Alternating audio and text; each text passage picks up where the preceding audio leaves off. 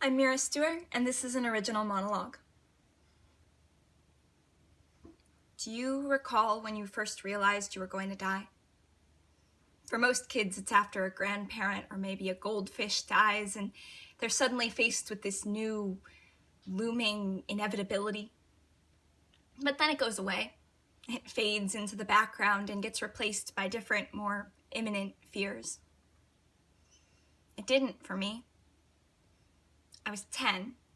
It was the year that I spent December in the hospital, and the nurses let me have this little menorah in the window, but they wouldn't let me light it.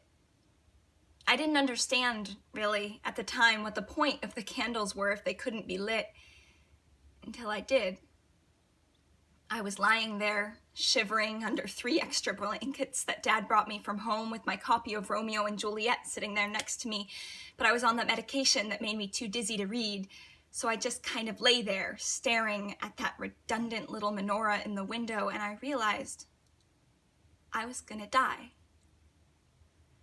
Not in a romantic way like Juliet or an exciting way like Mercutio, but just with this unsatisfying little fizzle of knowing that all I would ever be was a lesson in empathy for my family.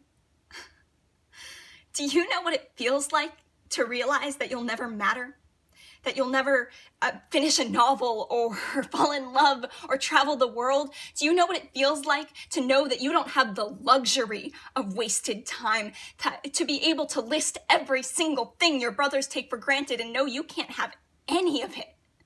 I couldn't go to school or sleep over at my friend's house or go home for winter break. I couldn't sit up in bed and read.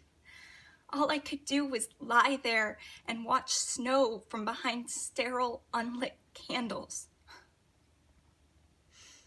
I realize now that they just didn't trust a 10-year-old with matches, but at the time, I thought they wouldn't let me light them because the miracle didn't apply to me.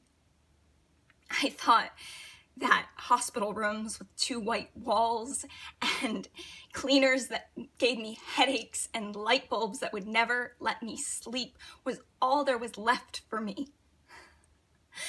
God doesn't waste miracles on candles that won't stay lit, Oliver, so why are you blowing on yours?